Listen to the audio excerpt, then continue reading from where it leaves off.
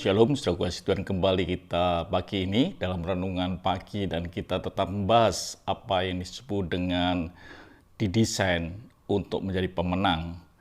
Beberapa hari yang lalu telah kita melihat beberapa hal tentang kisah didesain untuk menjadi pemenang. Dan pagi ini kita akan melanjutkan lagi tentang kisah ini dan kita melihat bahwa betul-betul kita ini didesain Tuhan untuk tampil menjadi pemenang. Sebelumnya kita akan baca ayatnya lebih dahulu, saudara yang kasih Tuhan. Di dalam 1 Korintus 10 ayat yang ke-13.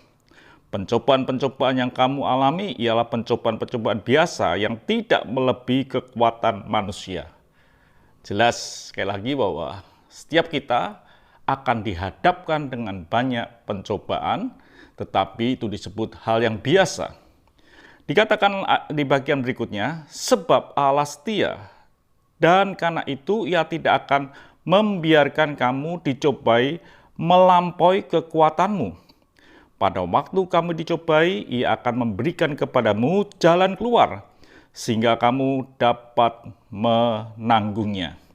Saudara kasih Tuhan, kemarin kita bicara bahwa ketika Daud menghadapi Goliat, Daud berkata, engkau datang dengan pedang dan lain sebagainya, tapi aku datang dengan nama Yahweh. Aku datang dengan nama Tuhan.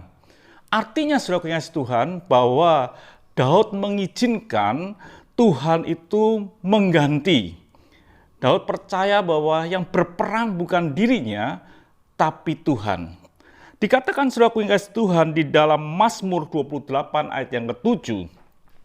Tuhan adalah kekuatanku dan perisaiku. Kepadanya hatiku percaya, aku tertolong. Sebab itu beria-ria hatiku dan dengan nyanyianku aku bersyukur kepadamu.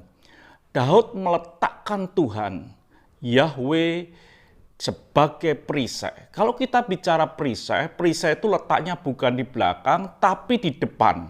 Artinya bahwa Daud mempercayakan perperangan ini meletakkan Tuhan di depan hidupnya. Artinya kita akan menjadi pemenang karena kita tahu bahwa Tuhan yang berperang ganti kita.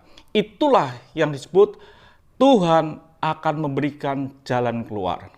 Jadi saudara kasih Tuhan, dalam hidup ini kita mesti percaya bahwa Tuhan itu mengganti kita untuk Tuhan berperang ganti kita. Jadi Tuhan menjadi perisai dalam hidup kita, otomatis kita ini akan tampil sebagai pemenang. Jadi saudara kasih Tuhan, serahkanlah segala kekhawatiranmu.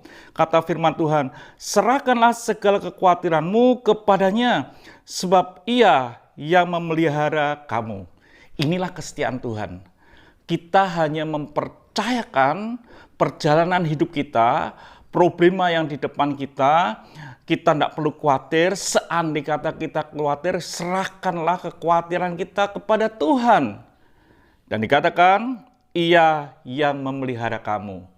Dia adalah Tuhan yang telah bangkit dari antara orang mati, Yesus Kristus, Allah yang setia. Kalau dia bangkit, dia mampu menggenapi apa yang dia ucapkan. Dan kita tahu bahwa Tuhanlah sebagai perisai dalam hidup kita. Serahkan segala kekhawatiranmu dan Tuhan akan memelihara hidupmu. Tetapi saudara kasih Tuhan, bagaimana kita bisa menyerahkan kekhawatiran kita? Bagaimana kita bisa meletakkan Tuhan berperang ganti kita? Hanya satu, kalau kita percaya kepadanya, percaya akan perkataannya. Tuhan katakan jelas saudara kasih Tuhan, sebab Allah setia dan karena itu ia tidak akan membiarkan kamu dicobai melampaui kekuatanmu.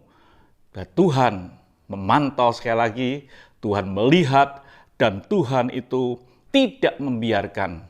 Kalau kita tidak kuat, dia akan datang menolong kita. Dia akan berikan jalan keluar. Arti jalan keluar, Yesus berperang ganti saudara dan saya. Itu yang saya sampaikan pada hari ini, biarlah menjadi berkat buat saudara.